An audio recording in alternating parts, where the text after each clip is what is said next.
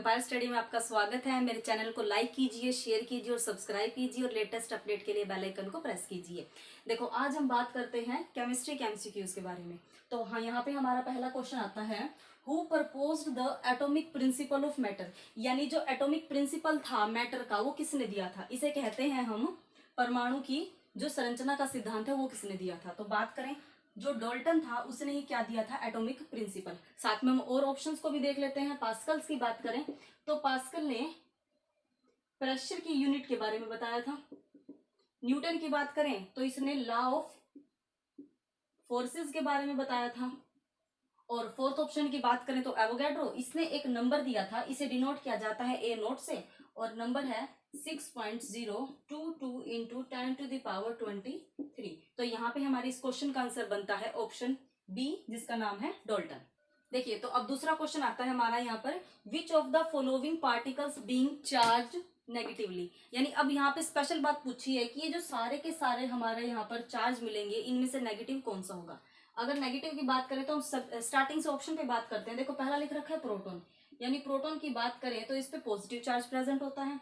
दूसरा बात करें न्यूट्रॉन, तो न्यूट्रॉन हमारा न्यूट्रल होता है। न्यूट्रल का मतलब जिसके ऊपर पॉजिटिव नेगेटिव दोनों चार्ज ही नहीं होते। इसके बाद में बात करते हैं पॉजिट्रॉन। पहले हम इलेक्ट्रॉन देखते हैं। इलेक्ट्रॉन पे चार्ज होता है नेगेटिव, तो इसका अगर आंसर देखा जाए तो हमारा फोर्थ क्वेश्चन आएगा इलेक्ट्रॉन यानी नेगेटिव चार्ज।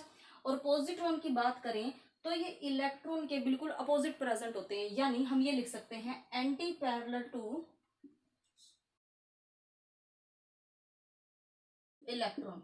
तो पॉजिट्रॉन क्या कहलाएंगे, एंटी पैरेलल टू इलेक्ट्रॉन, यानी पॉजिट्रॉन भी पॉजिटिव चार्ज के ही होते हैं। ठीक है, देखिए तो अब हमारा थर्ड नंबर क्वेश्चन आता है, कैथोड रेज आर, यानी अब यहाँ पे कैथोड रेज की बात होती है। पहली बात तो याद रखो जो कैथोड रेज होती है वो पॉजिटिव चार्ज होंगी, तो ऑब्वियसली बात है वो अपोजिट चार्ज की तरफ अट्रैक्ट करेंगी, यानी cathode rays are stream of electron, यानी इसका आंसर क्या आएगा, आंसर डी। अगली बात करते हैं हम स्ट्रीम ऑफ अल्फा पार्टिकल्स। देखो अल्फा पार्टिकल्स की बात करें, जो वेव होंगी ना वही हमेशा क्या करेंगी, कोई ना कोई पॉजिटिव नेगेटिव कंटेंट देंगी। लेकिन अगर हम यहाँ पे अल्फा पार्टिकल्स की बात करें तो यहाँ पे क्या होगा, इनके ऊपर भी कुछ ना कुछ चार्ज पाया जाएगा। तो अल्फा पार्टिकल्स की बात करें तो अल्फा पार्टिकल्स पे चार्ज होता है +2 चार्ज।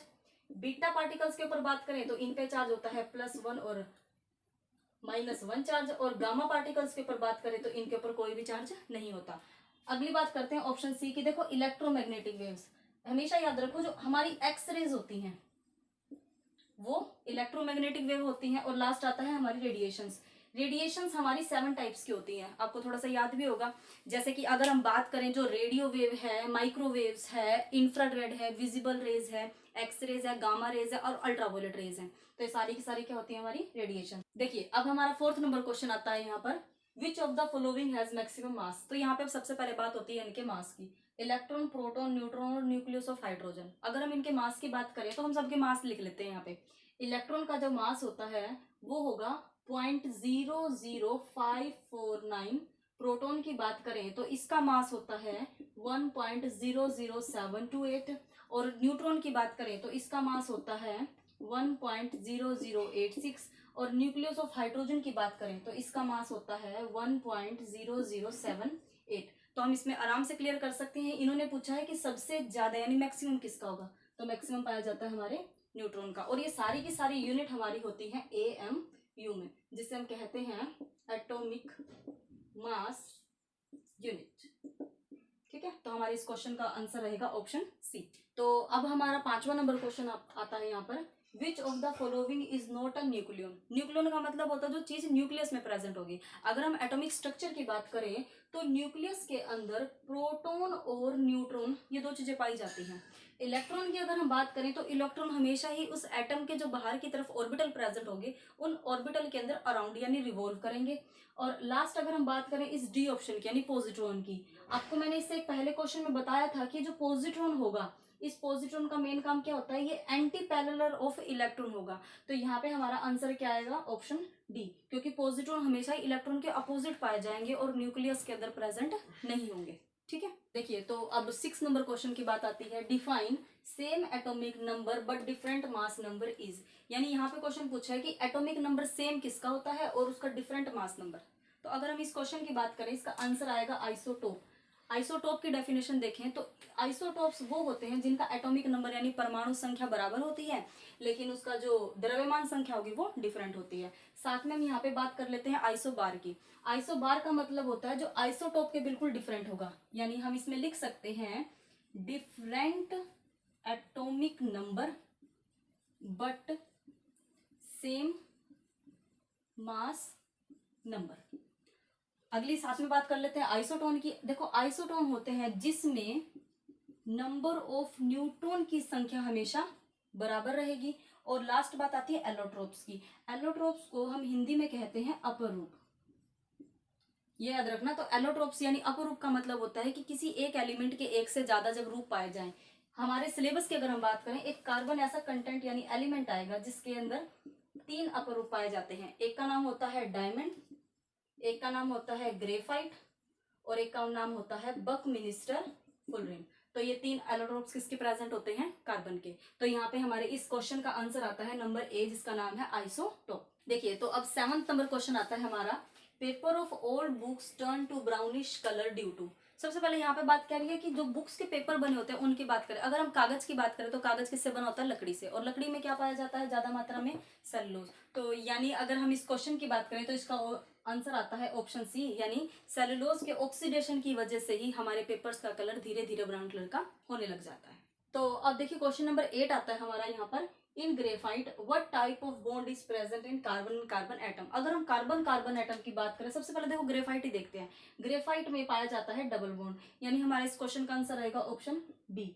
तो कार्बन और कार्बन में जब डबल बॉन्ड होगा तो वो ग्रेफाइट में प्रेजेंट होगा। अगर हम सिंगल बॉन्ड की बात करें तो सिंगल बॉन्ड पाया जाता है डायमंड के अंदर, और ट्रिपल बॉन्ड की बात करें तो ये पाया जाता है CH ट्रिपल बॉन्ड CH, यानी ये पाया जाएगा एसिटिलीन के अंदर। अब एसिटिलीन क्या होती है?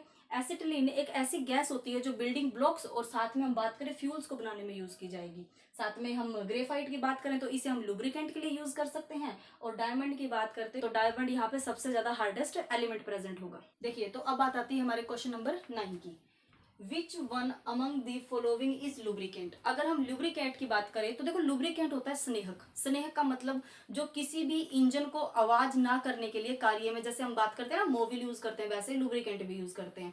यानी मोबिल तो हम जनरल ये ले सकते हैं कि छोटे व्हीकल्स में या जो कम समय के लिए व्हीकल चलाए जाते हैं उनके लिए। और अगर हम लुब्रिकेंट की बात करें तो वो होते हैं जो ज्यादा समय के लिए बड़ी बड़ी मशीनों में यूज किया जाता है। तो यहाँ पे हमारा आंसर रहता है ग्रेफाइट। अब ग्रेफाइट क्यों रहता है? क्योंकि ग्रेफाइट का जो टेम्परेचर रेंज है वो कम से कम 3500 से 4000 डिग्री सेल्सियस तक के टेम्परेचर की रेंज में आ सकता है, यूज हो सकता है। साथ में हम दूसरे एग्जांपल भी कर लेते हैं। क्लोरीन की अगर हम बात करें तो देखो क्लोरीन अगर हम देखें तो क्लोरीन को ब्लीचिंग पाउडर बनाने के लिए यूज किया जाता है, यानी पानी को साफ करने के लिए हम क्या यूज कर सकते हैं? क्लोरीन को। कीटाणुओं को मारने के लिए क्लोरीन को यूज किया जाता है। बात करते हैं ओस्मियम की। ओस्मियम एक ऐसा एलिमेंट होता है जो बेसिकली हम ये कह सकते हैं कि ये सबसे ज्यादा हैवी मेटल की रेंज में प्रेजेंट होता है। कोई क्वेश्चन पूछ लेना आपसे कि ऐसा कौन सा मेटल है जो सबसे भारी पाया जाएगा, तो वो कौन सा होता है? ओस्मियम। और लास्ट बात करते हैं हीलियम की। तो ये एक ऐसा नॉन मेटल होता है जो सबसे लाइट वेट का पाया जाएगा। तो यहाँ से हमारे 4 क्वेश्चन क्लियर हो जाते हैं। लुब्रिकेंट की बात करें तो ग्रेफाइट, क्लोरीन की बात करें तो पानी को साफ करने के लिए, ओस्मियम की बात करें तो सबसे भारी धातु, और हीलियम की बात करें तो सबसे हल्की अधातु। देखिए तो अब हमारा 10th नंबर क्वेश्चन आता है यहाँ पर, green colour seen in firework display is due to. देखो सबसे पहले याद रखो यहाँ पे पूछा गया हरे रंग के बारे में। अगर हम हरे रंग से बात करें तो हम मेंशन कर सकते हैं, लेकिन साथ में याद रखो फायरवर्क, यानी हम फायरवर्क आग के लिए कर सकते हैं बात इसकी, या आतिशबाजी में बात कर सकते हैं, या हम पटाखों में बात कर सकते हैं यानी क्रैकर्स में। तो अगर हम ग्रीन कलर की बात करें तो देखो जो बेरियम होता है, इस बेरियम एलिमेंट की वजह से कलर आता है ग्रीन। अगर सोडियम की बात करें तो सोडियम की वजह से कलर आता है येलो। कॉपर की बात करें तो कॉपर की वजह से कलर आता है ब्लू।